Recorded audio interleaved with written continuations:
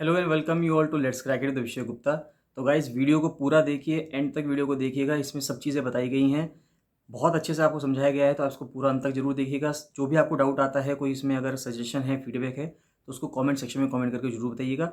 Channel को subscribe जरूर कर दीजिएगा अगर आपने चैनल को सब्सक्राइब नहीं किया है यूट्यूब पे। और टेलीग्राम का लिंक आपको वीडियो के डिस्क्रिप्शन में मिल जाएगा, तो टेलीग्राम को जरूर ज्वाइन करिए। फ्री टेलीग्राम चैनल है, उसको ज्वाइन करना बहुत ज़रूरी है। सारे अपडेट्स वहीं पे आते हैं, सब चीज़ें वहीं पे मिलती हैं, तो उसको ज्वाइन करना बहुत बहुत ज़्यादा ज़रूरी है। कोई भी डाउट है, कोई भी फीडबैक है, तो उसको कमेंट सेक्शन में कमेंट करके जरूर बताइएगा। And welcome you all to let's crack it the Vishay Gupta. तो ये है इंटेलेक्चुअल प्रॉपर्टी राइट्स के ऊपर वीडियो। गाइस बहुत इंपॉर्टेंट टॉपिक है, आगे आने वाले जितने भी आपके एग्जाम्स हैं सबके लिए बहुत बहुत ज़्यादा इंपॉर्टेंट टॉपिक है। इंटेलेक्चुअल प्रॉपर्टी के ऊपर हमेशा क्वेश्चंस पूछे गए हैं, पूछे जाते हैं। किस आर्टिकल के तहत आता है, इसके पीछे क्या स्टैचूट है, ऐसी सब करके चीज़ें पूछ जाती हैं, तो इसको कवर करना बहुत बहुत ज़्यादा इंपॉर्टेंट है। तो स्टार्ट करते हैं। Intellectual property rights English Hindi दोनों में लिखा हुआ है, मैं आपको एक एक लाइन पढ़ के समझाता चल जाऊँगा और आप इसको अंत तक वीडियो को देखते चल जाइएगा, जिससे कि सब चीज़ें आपको समझ में आ जाए। वीडियो को लाइक एंड शेयर जरूर कीजिएगा। जितने भी आपके फ्रेंड्स हैं, आप उनके साथ, जो भी लोग तैयारी कर रहे हैं, सभी के साथ इसको जरूर शेयर कीजिए, जिससे कि सब लोग इसको बहुत अच्छे से समझ पाए इस टॉपिक को। तो स्टार्ट करते हैं इंटेलेक्चुअल प्रॉपर्टी राइट्स से। तो सबसे पहले बात आ रही है कि इंटेलेक्चुअल प्रॉपर्टी राइट्स क्या हैं, what are intellectual property rights. सबसे बड़ी बात तो यही है कि बौद्धिक संपदा अधिकार ये क्या चीज़ है। तो ये वो राइट्स हैं given to persons over the creation of their minds, यानी कि वो अपने दिमाग से जो भी चीज़ों का निर्माण कर रहे हैं उसके लिए इंटेलेक्चुअल प्रॉपर्टी राइट दिया जाता है। अब जैसे मान लेते हैं उन्होंने कोई इन्वेंशन किया है, यानी कोई आविष्कार किया है। लिटरेरी यानी कोई साहित्य में उन्होंने कुछ लिखा है। आर्टिस्टिक वर्क किया है, यानी कलात्मक कोई कार्य किया है। सिंबल बनाए हैं, कोई नाम है, कोई इमेज है, जो हम कॉमर्स में यानी कि व्यापार करने में जिनका इस्तेमाल करते हैं। तो अगर इन सब चीज़ों में कुछ किया है तो उसके लिए इंटेलेक्चुअल प्रॉपर्टी राइट मिलते हैं। They usually give the creator an exclusive right over the use of his oblique her creation for a certain period of time. यानी कि इससे क्या होता है कि अगर किसी पर्सन को आईपीआर, इंटेलेक्चुअल प्रॉपर्टी राइट में बार बार ना बोलकर शॉर्ट में आईपीआर इसको बोलूँगा, ये लिखा हुआ भी है यहाँ पे, यानी कि आईपीआर। तो जो क्रिएटर है, यानी कि जो व्यक्ति कुछ चीज़ बना रहा है, तो उसको एक एक्सक्लूसिव राइट मिल जाएगा, यानी कि सिर्फ उसी को ये एक विशेष अधिकार आप कह सकते हैं कि मिल जाएगा कि वो अपनी क्रिएशन को अपना नाम देकर उसको यूज़ कर सकता है। These rights are outlined in article 27 of the universal declaration of human rights. तो जो यूनिवर्सल डिक्लेरेशन है ह्यूमन राइट्स का, यानी कि मानव अधिकारों की जो सार्वभौम घोषणा है, उसका आर्टिकल 27 जो है उसमें ये चीज़ ऑलरेडी मेंशन भी है। Which provides for the right to benefit from the protection of moral and material interest, यानी कि आपको राइट मिलता है कि आप बेनिफिट ले सकते हैं उस प्रोटेक्शन से जिसमें कि आपका मॉरल इंटरेस्ट हो, मटीरियल इंटरेस्ट हो, resulting from authorship of scientific, literary और आर्टिस्टिक प्रोडक्शंस। इंटेलेक्चुअल प्रॉपर्टी ये कैटेगरी है प्रॉपर्टी की दैट इंक्लूड्स इनटेंजिबल क्रिएशन। अब देखिए दो चीज़ें की होती हैं, एक होता है टेंजिबल, एक होता है इनटेंजिबल। टेंजिबल होती है मूर्त संरचनाएं, यानी कि संरचना कैसी, मूर्त। मूर्त का मतलब वो जिसको आप टच कर सकते हैं, छू सकते हैं। इनटेंजिबल का मतलब ऐसा होता है कि जिसको आप छू नहीं सकते, टच नहीं कर सकते, सिर्फ महसूस कर सकते हैं, उसको हम इंटेंजिबल जैसे कहते हैं। जैसे for example UNESCO intangible cultural heritage कहता है। जैसे भारत में कहा गया है कि कुंभ मेला है, कुंभ मेला को, योगा को, ऐसे दुर्गा पूजा को, तो इन सब को जो इंटेंजिबल कल्चरल हेरिटेज में डाला है, यानी कि अमूर्त चीज़ों के अंदर डाला है। तो अब इसमें अमूर्त क्या है, मान लेते कुंभ मेला है, कुंभ मेले को हम छू नहीं सकते, लेकिन कुंभ मेले को हम महसूस कर सकते हैं भारत के 4 शहरों में, जहाँ पे 4 शहरों में कुंभ मेला लगता है। तो जब हम वहाँ पे आप जाएंगे तो वहाँ पे आप कुंभ मेले का जो सौंदर्य है, कुंभ मेले का जो आनंद है, उसको आप महसूस कर सकते हैं। वो इंटेंजिबल क्रिएशन होती है। तो ह्यूमन इंटेलेक्ट, यानी कि इंसान की बुद्धि की वजह से, इंसान के दिमाग की वजह से चीज़, जो भी चीज़ क्रिएट होती है जिसको आप टच नहीं कर सकते, छू नहीं सकते, महसूस कर सकते हैं, वहाँ पर आपको इंटेलेक्चुअल प्रॉपर्टी मिलती है, या ये अधिकार, इंटेलेक्चुअल प्रॉपर्टी का जो अधिकार है, राइट है, वो मिलता है।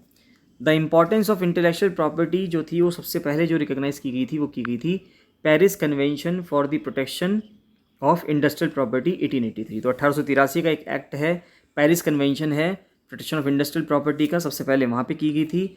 उसके बाद फिर 1886 में आया बर्न कन्वेंशन, ये स्विट्ज़रलैंड के अंदर है, for the protection of literary and artistic works. तो लिटरेरी और आर्टिस्टिक वर्क का 1886 में, और इंडस्ट्रियल प्रॉपर्टी का 1883 में। तो पेरिस का फ्रांस में हो गया और बर्न का स्विट्ज़रलैंड में हो गया। Both treaties are administered by वीपो। आज के टाइम पे दोनों की दोनों ट्रीटीज़ जो हैं वर्ल्ड इंटेलेक्चुअल प्रॉपर्टी ऑर्गेनाइजेशन के तहत गवर्न होती हैं। तो both treaties are administered by the world intellectual property organisation. Intellectual property rights are customarily divided into 2 main areas. अब इंपॉर्टेंट चीज़ ये है कि इंटेलेक्चुअल प्रॉपर्टी के जो अधिकार हैं इनको हम 2 एरियाज़ में डिवाइड करके रखते हैं। कौन कौन से वो एरियाज़ हैं देखते हैं। पहला आता है copyright and rights related to copyright, यानी कॉपीराइट से रिलेटेड जो भी संबंधित अधिकार हैं उससे मतलब आता है। अब कॉपीराइट किसका मिलेगा? कॉपीराइट मिलेगा कि मान लेते हैं आपने कोई किताब लिखी है तो उसको कोई दोबारा नहीं छाप सकता, तो इस चीज़ को हम कॉपीराइट बोलते हैं। The rights of authors of literary and artistic works, जैसे कि किताबें हो गई या दूसरी राइटिंग्स हो गई, म्यूजिकल कंपोजिशन हो गया, पेंटिंग है, स्कल्पचर है, कंप्यूटर के प्रोग्राम हैं, फिल्म्स हैं, इन सबको हम प्रोटेक्ट करके रखते हैं कॉपीराइट के through for a minimum period of 50 years. 50 सालों के कम से कम समय के लिए इसको करना होता है after the death of the author. मान लेते हैं जब किसी ऑथर की मृत्यु हो जाती है तो उसके 50 साल तक कॉपीराइट मिलता है कि उसको कोई और यूज़ नहीं कर सकता, उस ऑथर के नाम पे ही होगा। फिर एक कॉपीराइट के बाद आता है इंडस्ट्रियल प्रॉपर्टी। अब इंडस्ट्रियल प्रॉपर्टी खुद अपने आप में 2 एरियाज़ में डिवाइडेड है, देखते हैं वो कौन कौन से हैं। तो पहले तो आता है प्रोटेक्शन ऑफ डिस्टिंक्टिव साइंस, यानी कोई अलग से ही साइन है यानी कि चिन्ह है तो विशिष्ट चिन्हों का जो संरक्षण है उसके लिए, इन particular trademark and geographical indication. फिर ट्रेडमार्क्स डिस्टिंग्विश द गुड्स और services of one undertaking from those of the other undertakings. मान लेते हैं किसी पे ट्रेडमार्क होता है तो ट्रेडमार्क से क्या होता है कि ट्रेडमार्क से एक वस्तु या एक कोई भी सर्विस एक अंडरटेकिंग से, एक कंपनी से दूसरी कंपनी में आप भिन्नता कर सकते हैं, डिफरेंस बता सकते हैं कि ये इस कंपनी का है या इस अंडरटेकिंग का है या दूसरी कंपनी का है।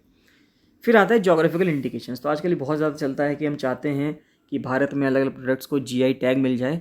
तो जो जीआई है वो है जोग्राफिकल इंडिकेशन, यानी कि कोई जो सामान मिला है वो मैनमेड हो सकता है, नेचुरल हो सकता है, और वो सामान जो है वो उस पर्टिकुलर जोग्राफी में ही होता हो। मान लेते हैं अगर हम रसगुल्ले की बात करते हैं तो जैसे उड़ीसा का या बंगाल का जो रसगुल्ला है वो, उन दोनों में फ़ाइट चल रही थी वेस्ट बंगाल के ऊपर उड़ीसा के इसमें कि रसगुल्ले का जो टाइटल है वो किसे मिलेगा, तो जो बाद में मिला वो उड़ीसा को मिला। और जिस तरह से दार्जिलिंग टी कह सकते हैं कि दार्जिलिंग की चाय बहुत फेमस है, तो दार्जिलिंग की चाय को जो जीआई टैग मिला है, तो दार्जिलिंग कहाँ पे है? दार्जिलिंग वेस्ट बंगाल में है, तो वहाँ पे उसको वेस्ट बंगाल को दार्जिलिंग टी के लिए जीआई टैग मिला है। तो यानी कि वो जो चाय है वो चाय दार्जिलिंग के एरिया के आसपास ही पैदा होती है।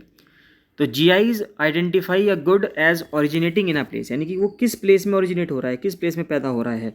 Where a given characteristic of the good is essentially attributable to its geographical origin, यानी कि जो उस सामान की, उस गुड की जो कैरेक्टरिस्टिक है यानी कि उसकी जो विशेषता है वो इस वजह से खासकर है क्योंकि वो किसी पर्टिकुलर जोग्राफी में हो रहा है, किसी पर्टिकुलर लोकेशन में हो रहा है।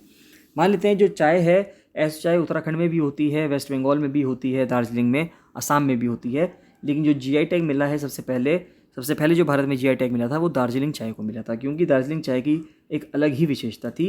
वो सिर्फ इसलिए थी क्योंकि वो दार्जिलिंग के आसपास पैदा होती है, वहाँ का वातावरण, वहाँ का क्लाइमेट, वहाँ की जलवायु कुछ इस प्रकार से है कि वहाँ की चाय की क्वालिटी अलग होती है। The protection of such distinctive signs aims to stimulate and ensure fair competition and to protect consumers by enabling them to make informed choices between various goods and services. तो इससे क्या होगा कि अलग अलग एक कॉम्पिटिशन बना रहेगा और साथ ही साथ जो कंज्यूमर्स हैं उनकी जो चॉइसेस हैं उनको भी एक इन्फॉर्म्ड चॉइस मिलेगी, यानी कि उनको पता होगा कि कौन सी वस्तु, कौन सी जो सर्विसेज हैं, सेवाएं हैं, वो कौन प्रोवाइड कर रहा है। The protection may last indefinitely provided the sign in question continues to be distinctive. फिर बात आती है इंडस्ट्रियल डिज़ाइन की और ट्रेड सीक्रेट्स की। Other type of industrial property क्या है? Are protected primarily to stimulate innovation, design and the creation of technology. तो इंडस्ट्रियल डिज़ाइंस और ट्रेड सीक्रेट्स की अगर हम बात करें तो जो दूसरे तरह की जो इंडस्ट्रियल प्रॉपर्टी राइट्स होते हैं वो कैसे होते हैं? जैसे कि हमें इनोवेशन स्टिमुलेट करनी हो, डिज़ाइन करना हो या टेक्नोलॉजी का क्रिएशन हो। In this category fall inventions, industrial designs and trade secret. तो उसके अंदर क्या क्या होते हैं कि जो इन्वेंशंस हैं यानी कुछ आविष्कार आपने किए, ये पेटेंट के थ्रू प्रोटेक्ट हो सकते हैं कि अगर आपने इसके ऊपर पेटेंट ले लिया तो आप वो संरक्षित हो जाएगा कि भाई ये पर्सन ने इस चीज़ को बनाया है। फिर इंडस्ट्रियल कोई डिज़ाइन है और फिर कोई ट्रेड सीक्रेट्स हैं, तो वो सब चीज़ें इससे हो जाएंगी। नेक्स्ट आता है कि आईपीआर की ज़रूरत क्या है, नीड क्या है आईपीआर की। तो अब देखिए जिस तरह से आज के टाइम पे काम चल रहा है, बहुत तेज़ी से लोग ग्रो कर रहे हैं, तो इस टाइम पे आईपीआर की रिक्वायरमेंट बहुत ज़्यादा है। अब देखिए जब भी कोई चीज़ें बन रही है, अगर मान लेते हैं कोई चीज़ बनती है, कोई सर्विस प्रोवाइड की जाती है, तो सिंपल सी बात है वहाँ का कानून उसके साथ आएगा ही आएगा। तो जब वहाँ पे उसके साथ उसका कोई कानून आएगा तो कानून के साथ कोई प्रॉपर्टी है तो उसका राइट भी आएगा। अगर मान लेते हैं आपके पास कोई प्रॉपर्टी है तो उसका राइट भी आएगा, और जब राइट आएगा तो उसके लिए कानून भी आएगा। The progress and well being of humanity rest on its capacity to create and invent new works. अब ये कहा जा रहा है कि इंसानियत के लिए अगर हम देखें, यानी कि जो मानवता है, मानवता के लिए हम देखें कि अगर उसकी बढ़ोतरी होनी है, यानी कि उसका प्रोग्रेस होना है, प्रगति होनी है, और उसकी जो वेलबींग है यानी उसकी जो भलाई है वो इसी चीज़ पर टिकी हुई है कि वहाँ पे जो उसकी कैपेसिटी है वो बढ़ती रहे, निरंतर चलती रहे, और नई नई चीज़ें को हम इन्वेंट करते रहें in the areas of technology and culture, यानी कि संस्कृति के और प्रौद्योगिकी के जो क्षेत्र हैं उनमें हम नए कार्यों को लगातार करते रहें। फिर आता है एनकरेजेस इनोवेशन, यानी कि जो नव प्रवर्तन है यानी इनोवेशन है उसको हम प्रोत्साहित करते हैं। Legal protection of new creations encourages the commitment of additional resources for further innovation. फिर आता है आर्थिक विकास की बात की जा रही है, यानी कि economic growth. Promotion and protection of intellectual property Spurs economic growth, creates new jobs and industries and enhances the quality and enjoyment of life. तो इकोनॉमिक ग्रोथ में क्या होगा कि अगर इंटेलेक्चुअल प्रॉपर्टी आएगी, इंटेलेक्चुअल प्रॉपर्टी राइट्स मिलेंगे तो उसकी वजह से क्या होगा, प्रमोशन होगा इकोनॉमिक ग्रोथ का, नई जॉब्स बनेंगी, नई इंडस्ट्रीज़ बनेंगी, और जो वहाँ पे जो क्वालिटी है और जो लाइफ का एन्जॉयमेंट है वो भी इंक्रीज़ होगा। नेक्स्ट आता है safeguard the rights of creators. तो अब क्रिएटर्स हैं यानी कि जो व्यक्ति बना रहा है किसी चीज़ को, उसके हकों को भी सेफगार्ड हम कर सकते हैं, उसके हकों की भी रक्षा हमें करनी है। IPR is required to safeguard creators and other producers of their intellectual commodity, goods and services by granting them certain time-limited rights to control the use made of the manufactured goods. It promotes innovation and creativity and ensures ease of doing business. तो इसकी वजह से innovation होगा यानी कि नवाचार होगा वहाँ पे, और creativity होगी यानी कि रचनात्मकता आएगी, and ensures ease of doing business, और इससे जो बिजनेस करने में, व्यापार करने में जो आसानी होगी वो भी होगी। It facilitates the transfer of technology, यहाँ पे जो टेक्नोलॉजी है, प्रौद्योगिकी है, उसका जो ट्रांसफ़र होता है यानी कि उसको जो हमें किसी को देना है, हस्तांतरण करना है, वो भी इजीली हो जाएगा in the form of foreign direct investment FDI के थ्रू, जो यानी कि जो डायरेक्ट निवेश हो रहा है भारत के बाज़ार में। जॉइंट वेंचर्स होंगे, JVs होंगे, दो कंपनी के बीच में जॉइंट वेंचर्स होंगे, और लाइसेंसिंग होगी यानी कि हम किसी चीज़ को, किसी पर्टिकुलर कंपनी को लाइसेंस देंगे। अब बात आती है भारत और IPR का क्या रिलेशन है। देखें कि भारत में IPR कैसा है। तो इंडिया जो है वर्ल्ड ट्रेड ऑर्गेनाइजेशन का मेंबर है, और जो वर्ल्ड ट्रेड ऑर्गेनाइजेशन का जो ट्रिप्स एग्रीमेंट है उससे भी हम संबंधित हैं, उससे भी हम जो है वास्ता रखते हैं। तो India is a member of the World Trade Organisation and committed to the agreement on trade related aspect of intellectual property rights, यानी कि ट्रिप्स एग्रीमेंट। तो ट्रिप्स एग्रीमेंट किसने कराया है? ट्रिप्स एग्रीमेंट करवाया है WTO ने। India is also a member of World intellectual property Organisation. Bharat जैसे WTO का मेंबर है, उसी प्रकार से भारत WIPO का मेंबर भी है। ये वो बॉडी है जो रिस्पॉन्सिबल है for the promotion of the protection of intellectual property rights through out the world. ये वो बॉडी है, जो WIPO है, वो बॉडी है जो पूरे विश्व में इस चीज़ को प्रमोट करने के लिए काम करती है कि इंटेलेक्चुअल प्रॉपर्टी राइट्स को की बचत होनी चाहिए, यानी कि उसका जो प्रोटेक्शन है वो होना चाहिए, उसका संरक्षण होना चाहिए। अगर कोई व्यक्ति ने किसी चीज़ का आविष्कार किया है तो उसका श्रेय उस व्यक्ति को मिलना चाहिए। India is also a member of the following important WIPO administered international treaties and conventions relating to IPR। Bharat और किस किस का मेंबर है ये समझना हमारे लिए बहुत ज़रूरी है। प्रीलिम्स पॉइंट ऑफ व्यू से बहुत इंपॉर्टेंट है। RO का एग्जाम दे रहे हैं, UKPSC का दे रहे हैं, UPPSC दे रहे हैं या UPSC दे रहे हैं, सभी के लिए बहुत ज़्यादा इंपॉर्टेंट है ये कि इंडिया किस किस का मेंबर है, ये हमें पता होना बहुत ज़रूरी है। तो इंडिया किस किस का मेंबर है? सबसे पहले इंडिया मेंबर है बुडापेस्ट संधि का, यानी कि बुडापेस्ट ट्रीटी का। तो बुडापेस्ट किस कंट्री की कैपिटल है? यूरोप का कौन सा कंट्री है जिसकी बुडापेस्ट कैपिटल है? वो आप मुझे कमेंट सेक्शन में कमेंट करके बताएंगे। तो Budapest treaty on the international recognition of the deposit of micro organisms. तो बुडापेस्ट ट्रीटी जो है किस चीज़ के लिए है? इंटरनेशनल रिकग्निशन है कि इंटरनेशनली हम रिकॉग्नाइज कर रहे हैं किस चीज़ को, यानी कि वैश्विक स्तर पर deposit of micro organisms for the purposes of patent procedure. कि माइक्रो ऑर्गेनिजम्स के लिए, कि माइक्रो ऑर्गेनिजम्स का हम क्या करेंगे? डिपॉजिट करेंगे। किस चीज़ के लिए? माइक्रो ऑर्गेनिजम्स को पेटेंट के प्रोसीजर के लिए। फिर एक हमने पेरिस कन्वेंशन पे साइन किया है for the protection of industrial property. Industries की प्रॉपर्टी को, इंडस्ट्रियल प्रॉपर्टी को सेव करने के लिए पेरिस कन्वेंशन पे साइन किया है। फिर हमने किया है कन्वेंशन इस्टेब्लिशिंग दी WIPO पे साइन किया हुआ है। फिर बर्न कन्वेंशन है, लिटरेरी और आर्टिस्टिक वर्क का ये हम देख चुके हैं। फिर एक आता है पेटेंट कोऑपरेशन ट्रीटी, यानी कि पेटेंट सहयोग संधि, इस पर हमने दस्तखत किए हुए हैं। फिर आता है protocol relating to the Madrid agreement. अब मैड्रिड कहाँ पे? स्पेन में है। तो हमने मैड्रिड एग्रीमेंट जो है concerning the international registration of marks, जो मार्क्स मिलते हैं यानी किसी पे जो मार्क मिलता है कोई भी, तो उसकी हमने प्रोटोकॉल जो है उसका मैड्रिड प्रोटोकॉल, उसको भी हमने साइन किया हुआ है, यानी कि जो चिन्ह मिलते हैं, मार्क्स का मतलब हो गया जो चिन्ह मिलते हैं। फिर वॉशिंगटन ट्रीटी जो कि यूएस की है, intellectual property in respect of integrated circuit, यानी कि जो आईसी है, आईसी जो हम सेमीकंडक्टर्स में यूज़ करते हैं, कई सारी चीज़ों में आईसीज़ का इस्तेमाल होता है, आजकल लैपटॉप्स हैं, कंप्यूटर्स हैं, मोबाइल फ़ोन्स हैं, तो सभी में इंटीग्रेटेड सर्किट्स का इस्तेमाल होता है, आईसी जिसको शॉर्ट में कहते हैं। तो उसके लिए वॉशिंगटन ट्रीटी साइन हुई है, तो उसका भी भारत मेंबर है।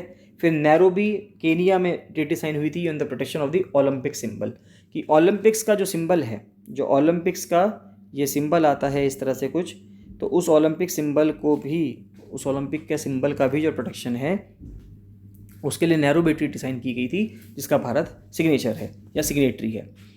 फिर आता है convention for the protection of producers of phonograms against unauthorised duplication of their phonogram, यानी कि कन्वेंशन इस चीज़ के लिए भी है कि कोई लोग गलत तरीके से डुप्लीकेसी की तरह से फोनोग्राम का इस्तेमाल ना करें। फिर माराकेश ट्रीटी साइन की गई है। माराकेश एक सिटी है मोरक्को के अंदर, जो कि एक अफ्रीकन कंट्री है, to facilitate access to published works, कि जो वर्क्स पब्लिश हो चुके हैं उनके एक्सेस के लिए बाय विजुअली इम्पेयर्ड पर्सनस, यानी कि जो विजुअली इम्पेयर्ड हैं यानी कि दृष्टिहीन हैं, देख नहीं सकते, and persons with print disability, और जो पर्सन ऐसे हैं जिनको प्रिंट डिसेबिलिटी है, प्रिंट विकलांगता है, और जो दृष्टिबाधित व्यक्ति हैं उनके लिए माराकेश ट्रीटी साइन की गई है, जिसको भारत ने साइन किया हुआ है। बहुत इंपॉर्टेंट ट्रीटीज़ हैं, आपको पता होना चाहिए कि कौन सी ट्रीटी भारत ने साइन की हुई है, कौन सी नहीं की हुई है। फिर नेक्स्ट आता है नेशनल आईपीआर पॉलिसी। तो नेशनल आईपीआर पॉलिसी से नेक्स्ट वीडियो में कवर करेंगे गाइस, इसके बाद फिर ये चलता रहेगा सिलसिला, और एक या दो वीडियोस और आएंगी, जिसके बाद ये इंटेलेक्चुअल प्रॉपर्टी राइट कंप्लीट हो जाएगा।